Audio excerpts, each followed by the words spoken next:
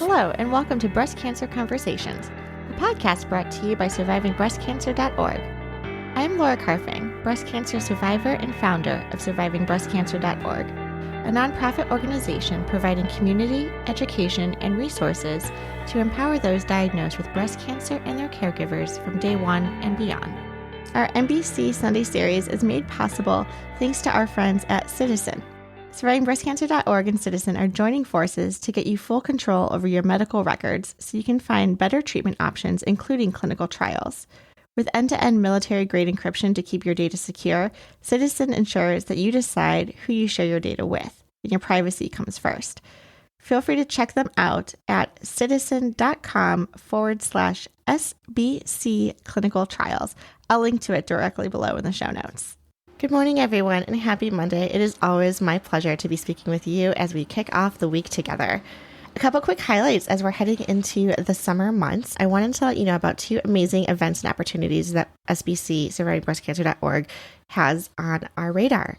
So please save the date for July 15th. That is when we are going to be hosting our annual summer soiree. It's 100% virtual.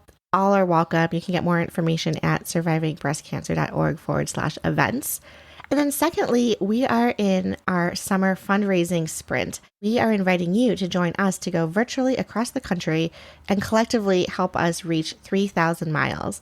We are forming teams. We are going out and counting steps. We're hiking, we're biking, we're swimming, walking, jogging, you name it. You can get more information at SurvivingBreastCancer.org/coast to coast. And that's with the number 2/coast to coast. I'll link to it below as well. And we really just hope that you will form a team, make a contribution, ask your friends and family to donate, because we want to keep all of our services and programming and education 100% free to our community. Without further ado, I'm excited to have an amazing panel today. We are here and joined with our moderator, Abigail Johnston, who is spearheading our Every Other Sunday NBC webinar series. And we are joined with 4 panelists, Ron, Shelley, Jaydon, and Kyla. These amazing panelists are going to share their stories of what it was like to be children and have their mom living with a breast cancer diagnosis, and eventually it took their lives. These amazing panelists share their resilience, their memories, the ups and downs, the trials and tribulations, the silver linings, and the legacies that these panelists are leaving to honor their mothers. It's about paying it forward, doing good, and realizing that you're not alone, even though on some days this is probably the most hardest thing any of us have gone through. Welcome to the conversation. My mom died, nearly 60 years ago, and she was aged 40. I think she had breast cancer for a couple of years before she died. I have 3 brothers. We were never told that she had breast cancer, and she was really, must have been, just pretty stoic, and you just didn't notice any different. Kids are pretty wrapped up in themselves. We were all 10, 8, 6, 4, that sort of age. So we were just rocking around, doing our stuff. But of course, the time came she had to go into hospice, and I think she maybe was there for 2 or 3 months. We visited her occasionally. We still didn't know she had breast cancer. It's just she was sick. And then suddenly we didn't see her for a month. And then, my father got us together and said, "Oh, look, I'm very sorry Mum's died." And we go, "Oh, that's not much shock, is it?" It's sort of like it's like it hit us in one go. But when I look back, I think, well, we weren't involved in perhaps the drama of it and her pain. And I think maybe that was her decision, just protect the boys. That's perhaps what a mother would do. So I don't know much about the details. I know she was a great mom, and sort of when I was diagnosed, as I said, 7 years ago, it sort of all gelled together, and it made me realize what she went through. So my mom found out she had breast cancer while pregnant with my little sister in 2003. And we always say, like, Caitlin's like just a little child that saved our mom's life, because we would have never known if it wasn't for her. So she was diagnosed in 2003, getting radiation and chemotherapy while pregnant. And then she was in remission from 2004 to 2008. And that's kind of when I was like kindergarten. And that's the time I remember her picking me up from school, like going to the library those times. And then she got re-diagnosed with breast cancer again. But the time that like it got the hardest was in 2013 when she got diagnosed with triple negative breast cancer, and it metastasized. And then come October 21st, 2014, that was the day I thought I was going to lunch with her. But instead, I was told by my dad that she wasn't here anymore. At the time when she was going through her treatments, did you know what they were called and what was going on? No. And even to this day, I actually called my dad before this and was like, what are the names of all of these things? I like had no idea. And I think for that reason, to protect us, because she wanted us to see her only as a mom, not as a mom with breast cancer. Well, my mom, she was diagnosed in 2014. And crazy enough, 2 years prior to my mom's diagnosis, my father had a heart attack. And that was 2012. I was 7 years old. So we were all just, sleeping together after a movie night. And then the next morning we wake up, I found him. He was unresponsive. And that's how that went. So 2 years later, mom's diagnosed. And going into her diagnosis and, seeing how she would have the treatments and she would go to Tampa sometimes or have people drive her, I was somewhat aware of what cancer was and what came with that, because when I was 5 years old, my dad's mother, my grandma, she had died of breast cancer.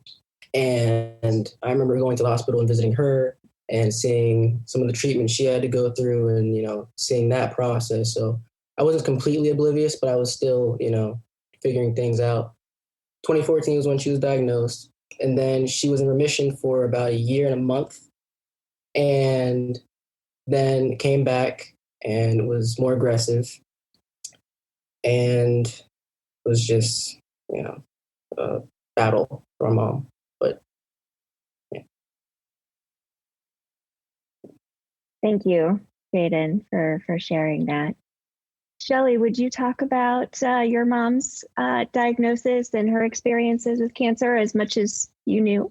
As I understand it from what little my dad has been able to tell me about it, she actually had lumps as far back as when she was in high school. Young women don't get cancer, that kind of thing.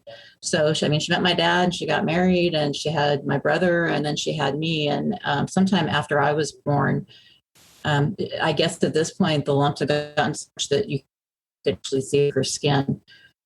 So, she like went back for the gazillionth time to her doctor and said, there's something wrong with this. And they finally agreed, well, we'll try to drain the cysts. And of course, I stuck a needle in and discovered it was hard tissue. And, she ended up having a mastectomy. I'm not really sure how long from the time she was officially diagnosed until she passed. I would say probably it was at least a year, maybe two. I was probably about 4 at the time. I don't actually remember my parents ever actually telling me that she had cancer, and I wouldn't have known what that was anyway. But I understood being sick. We'd lost my grandpa about a year before, and I kind of understood that. But I had no understanding that what she had was terminal, because when you're a child, you don't think of your parents dying.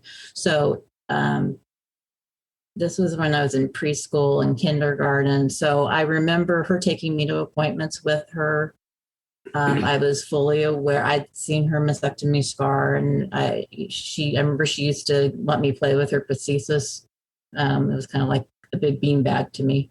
How was it to live with a mom who was sick, who was getting treatment, and that sort of thing? So, Rod, did you want to expand on that a little bit about just the experience of living with your mom while she was going through treatment? I haven't got the details, but having experienced it as we have, well, you could sort of understand what she was going through. But I think you have to also remember back in that time, there was no chemotherapy. There were no hormone blockers.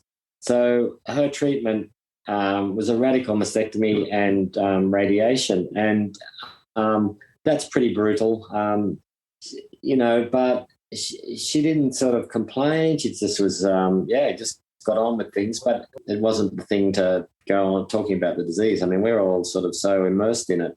Even breast cancer was like almost a cancer without a name. This is 60 years ago, right? And it wasn't something you shouted about. Yeah, as you can imagine, me and my three brothers were devastated to lose our mum, obviously. And but yeah, well, she's gone. She's gone. Thank you, Rod. Kyla, would you talk a little bit about when you mentioned when you found out that your mom had breast cancer, and how involved were you with kind of the process of things? I think you mentioned that you had to go back and ask your dad about some of the labels, but what was it like while your mom was living with metastatic breast cancer, and how did that affect your relationship with her? On October 20th, I got a call from my dad that was like, we're at the hospital. Everything's going to be okay. She just like her sodiums are low.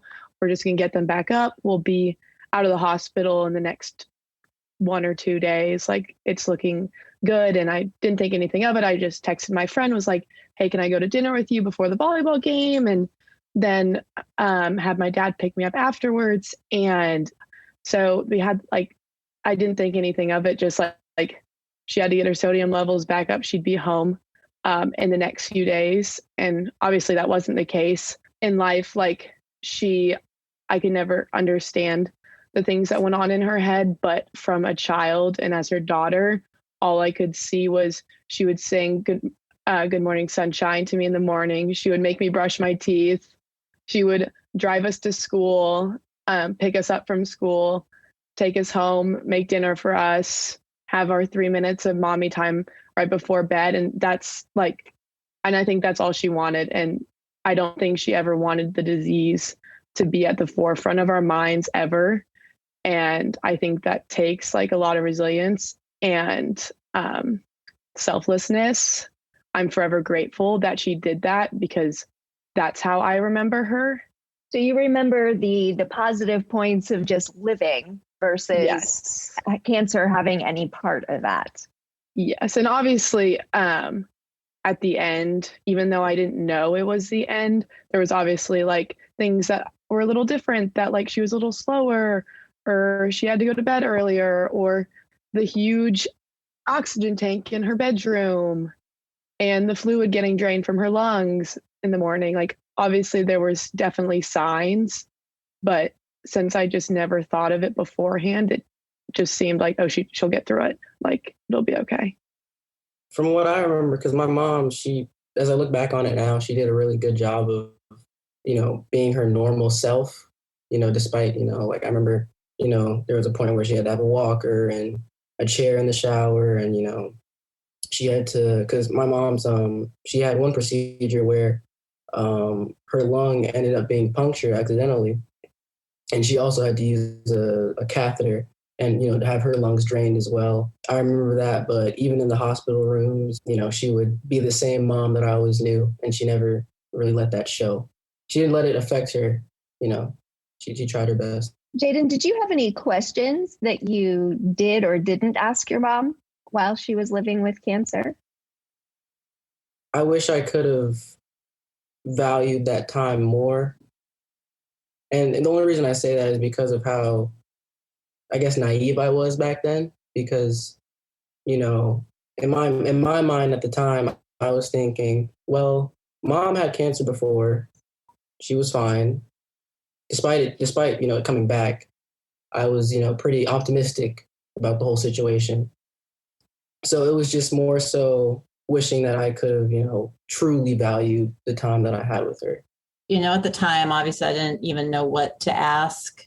And in trying to pick my dad's brain about it 40 years later, when I was diagnosed, it was hard because he didn't really know any of the terminology. And as Rod was saying, he said she had chemo. I don't know if it was actually chemo or radiation, because her hair didn't fall out. So if it was chemo, it was pretty weak chemo. And he even told me that it was nothing like what I had had. And there's definitely things I wonder about. I never had kids myself, partly because I was worried about what my future might hold with it. And I would be, I try to now that I've been through it myself, try to put myself in her place and thinking about her young kids and her husband she was leaving behind. And she's my hero because I can't even imagine what that was like for her. And even having gone through it myself, I don't know how I would have managed that. And yet I see so many women, such as yourself, who do it with such, such grace and such, just you really all show me what it is to be strong. I remember my grandma used to take me to the hospital to see her before she would take me to kindergarten. And sometimes she would leave to go run errands. And so I'd be sitting in my mom's room with her, and we were, and it was like a special time just between us where we talked, and the nurses would bring me ice cream. And, it's really the mother-daughter time I most remember with her, because I only have really vague memories of what she was like before she had cancer. So I don't have a lot of mother-daughter kind of memories with her. And, sadly, that's what I remember. It's, something I try to not think of in a sad way, but in a way that was the time I got to spend with her. I wanted to get to the next two questions, which are pros and cons. I hesitate to use good and bad, but maybe struggles and bright spots or silver linings that have come as a result of your mom having cancer. And so if you want to take both at once, if you want to just take positives or just negatives, that's fine with me.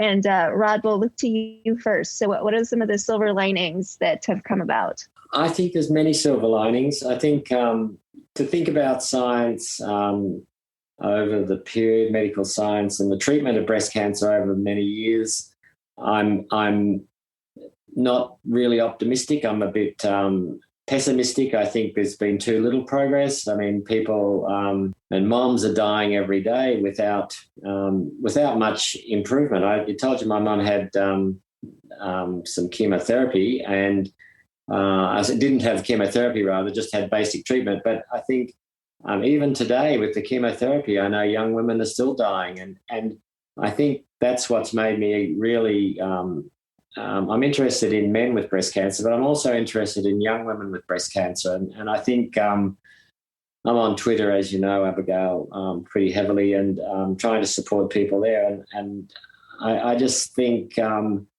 we really need to try harder. I wish there was more optimism in me personally, but we're stuck, and COVID's put us back further, quite frankly. There's going to be later diagnoses, and treatments are starting later, and I think there's a tsunami of breast cancer on the way. And I think all of us at the front line have just got to redouble our efforts.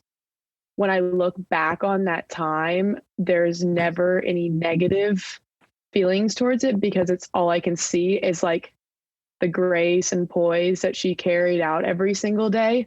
By her doing that is now the way I want to live my life, because through all of those struggles that I could never imagine, she showed up every single day for my sister, my brother, my dad, and I.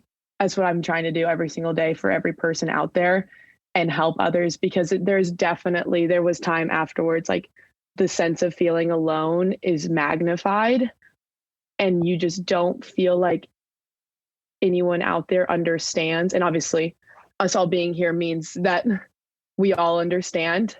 But it's easy to put yourself in a little hole and think that all your struggles are really hard.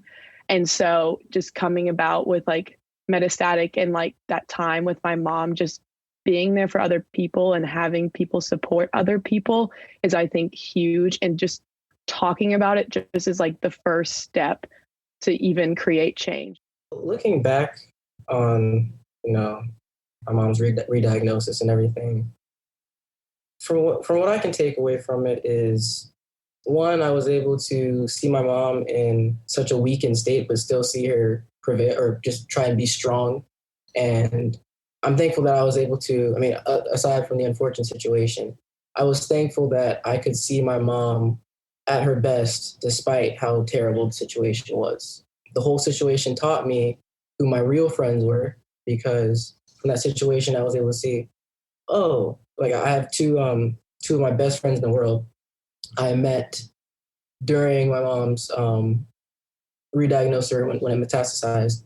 And, their families took me in and made me feel, like I was one of them. And, then I had other people who who never even called or text, and kind of left me. So I was able to filter out who was really there for me. And then on top of that, I was able to spend more time with my aunt, because my aunt and my mom were like this. They were, super close. My aunt would always, come down or come up to Orlando, because she lived in Miami. And, she was working a corporate job. So, her schedule, she would always try to, come up and just, spend time with us. And when my mom's cancer metastasized, she came back up, and she was there the entire time, for her sister. Little did I know I would end up moving down here with her and, being like her little roommate, living here, and just basically the same amount of time as I did with her when, my mom's cancer came back. So, it's a weird situation, but there are some good things that came out of it. So.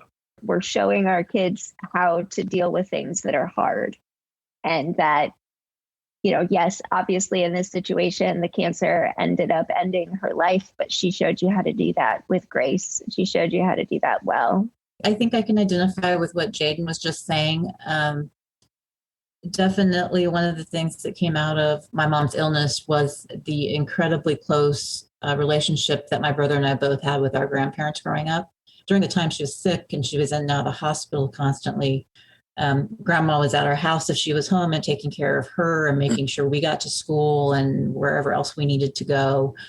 And if mom was in the hospital, we just basically packed up a bag and moved to grandma's during that period. And the only time we saw my dad was during dinner. He'd come home from work, come over, eat dinner with us, and then go to the hospital for the rest of the evening. So it definitely, even after she passed, we were at their house pretty much every other weekend, and we were over there all the time during the summer, and we traveled with them. And I mean, we had an incredibly close relationship. And I know particularly for my brother, she became a bit of a surrogate mother.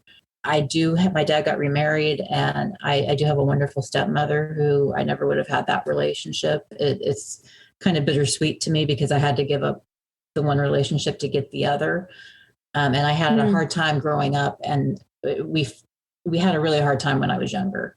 And part of it was my guilt that I can't love my stepmother because it's disloyal to mom. And I finally, somewhere in my 20s, I finally came to the realization that isn't what mom would have wanted, and that I could, love both of them equally. The one that gave me life and, brought me up for the first 6 years, and then the one that's raised me ever since. And that, I do treasure that. Thank you, Shelley. That's such a lovely thought, that it is possible to love more than one mom. That biologically, it's obviously so significant, but then the people who are there in your formative years, that it's not that you're taking away the love that you had for your mom, but that there's room for multiple people in that status. We had a question from an attendee about what she should do at this point. So she is at the end of treatment possibilities, will be entering hospice soon. She has a teenage daughter who lives at home, and she really hasn't had a whole lot of conversations yet about her end of life, and that it is something that is going to be happening. And she's asking, she's on oxygen 24/7. She feels really weak. She's definitely feeling like she needs to be having these conversations, and yet her teenage daughter is in some denial about it. And so she's asking you all, the panel, what your recommendations would be in terms of what conversation she should have with her daughter. The one thing that I would suggest, especially if hospice is something that's coming, the hospice workers, there's always going to be a social worker as part of that team. There's probably a social worker now that works with your cancer center, whether it's palliative care or not. And so that's the first place that I would start, would be the social worker, and to see if there are programs to see if there are therapists, family therapists who will have those conversations with a family, because I think that if there's any kind of disconnect between the person who's going through the disease and somebody who's in their family around them, having a third party come in to explain some of the objective realities of whether it's medical or psychological, whatever those things are going on, a lot of times it helps to have that third person present who's trained on this. I wanted to move into legacy and talking about carrying forward the legacy. And Rod, I think that you've done so much of that in terms of becoming much more outspoken as someone who's had breast cancer as a man. But how do you see that as fitting in with the legacy that your mom left behind? I think they're tied together. Arguably, I've got some familial cancer, and I think everybody with cancer has a bit of a duty to each other to help everybody, and that's men, women, young, old people. And I just, I'm at a time in my age when I can do it. I can afford to do it. I've got the skills. I've got media skills. I've got writing skills. And I see my life would be wasted if I wasn't doing something in this field. And it gives me so much pleasure. And I think that's what all of us here who work in this field understand. And that is that this gives us pleasure. It's not a chore. It's not a chore. Not one day of it is a chore. And I think it makes us stronger. It makes us more resilient. I think it's how I've gotten through so well, since my diagnosis, but also thinking about back to my mom and thinking, how resilient, I've become. I mean, 6 years after my mum died, my dad died. And so I realized I better go out and get a family. So a couple of years later, I was married. A couple of years later, I had kids. And so it all went on into a new era, and that saved me. I'm sure it just really saved me. And now with all the social media activity or the social media possibilities, I'm here in Australia. I can connect with anybody in the world, and I do. I've got a tremendous support base out there. There was a lot of grief, but I was at a time in my life where I was like, this sucked. It did suck, and it's always going to suck. But how can I make it not suck as much for other people?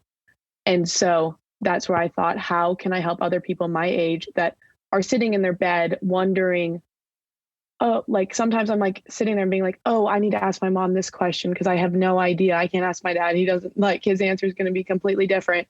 And so I created this like online platform called Pink Kids, which is a space for young people to talk about those struggles and things that like a therapist doesn't understand, and it's not their fault that they don't understand. It's just different. And a parent that just doesn't understand, like I said, like it's different, or an older person. And just having those types of connections where you can be real and honest and helping others, just like say the two different situations, but rooted in the same foundation of your mom having breast cancer, and just even transforming that even more out and just like trying to help kids and create outlets for them. Because I think when kids are passionate about something, that brings them together. And then we're at a next stage in life and the university level where like we're about to be in the workforce and being philanthropic. And so just making it aware, like how important it is to be talked about. So that I just know one day when I see my mom again, she's going to ask me what I'm doing, and I don't want to say nothing. So. Hey, Jaydon, can we come over to you, talk about your mom's legacy and what it is that you are doing or want to do to carry on that legacy? Well, right now, I think the main thing that I'm trying to do is just living my life as my mom and my dad would want me to, because I mean, my aunt, she instills that into me as well. It's just, think of what would your mom think? What would your dad think? And I think that's really important for me to always have in my mind, regardless of what I'm doing. If it's, should I do this, or would mom be happy with that, or dad be happy with that? It's just so many things that I try to live as though they're still here, because I remember all the things that they taught me, whether, even though my dad passed when I was 7, mom when I was 11, I still have things that they taught me, and I still honor them every day. Every day I wake up, I try my best to, in school, or whether it be, when I run track or when I play music, I always have them in mind. And, I'm kind of, it's kind of defaulted in my mind, because it's a constant thing, every time I see, a family out or, just some children, playing or whatever at school, it's always thinking, oh, because my mom was a teacher. So, it's even that, just constantly thinking about them and what they want. Something I try to just constantly work on.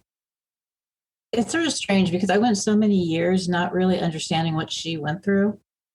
And it wasn't until I was diagnosed and I had, as they were trying to stage me, and I didn't really understand what stage 2 versus stage 3 versus stage 4 meant. And I was under so much terror myself. And I suddenly thought, my God, is this what mom had to face? Except she didn't have an entire hospital full of doctors trying to help her. And, as I was going through treatment, about halfway through chemo, when I was at my absolute lowest point, I stumbled into a support group. And it was amazing to me to interact with these other women who were from all different backgrounds, all different stages of life, but we had that one thing in common.